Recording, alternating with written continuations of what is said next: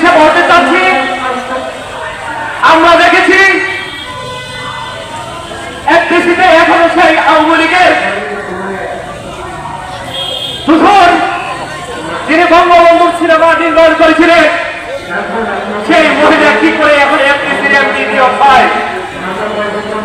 এই ফ্যাসিস্টদের কারণ এখনো তাদের পিছন থেকে ক্ষমতা করে রাখার শক্তি জোগাড় করছে। আমরা জাতীয়বাদী সংস্কৃতি আন্দোলনের পক্ষ থেকে তাদেরকে যে কোনোভাবে বিতাড়িত করবোই করবো ইনশাল্লাহ।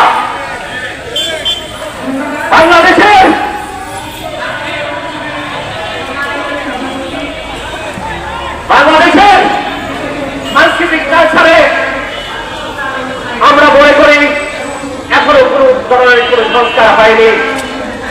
কেন হয়নি? এই সংস্কার এখনই প্রয়োজন। অন্তর্বর্তী সরকারের কাছে আমাদের দাবি, যারা সামনে আগুন তাকের মধ্যে দাঁড়িয়ে যারা বলেছিল তাকে নদীতে ফেলে দিতে হবে, যারা তেসরা আগস্ট এফডিসির ক্যাডের মধ্যে মানববন্ধন করে ছাত্র জনতার উপর নিক্ষেপ করার জন্য নির্দেশ দিয়েছিল, গুল্লি বর্ষণ করার নির্দেশ দিয়েছিল, তারা কিভাবে আজ বাংলাদেশ থেকে পালিয়ে যায়? তারা কিভাবে আজ পৃথিবীতে নাটক সিনেমার সবকিছুতে তাদের অগ্রাধিকার দেওয়া হয়, কিভাবে তাদেরকে শিল্পকলাদের অগ্রাধিকার দেওয়া হয়, কিভাবে এফডিসিতে তাদের অগ্রাধিকার হয়? আমি মনে করি এই সাংস্কৃতিক আন্দোলন থেকে জাতীয়তাবাদী আন্দোলন শুরু হওয়া উচিত। জাতীয়তাবাদী সাংস্কৃতিক আন্দোলন শুধু এটি একটি সংগঠন নয়, এই সংগঠনের মাধ্যমে বাংলাদেশের যে কালচারাল রয়েছে তাদেরকে আমরা ঘোষণা দিচ্ছি, ইনশাআল্লাহ আমরা জয় করতে পারবো। ধন্যবাদ সকলকে।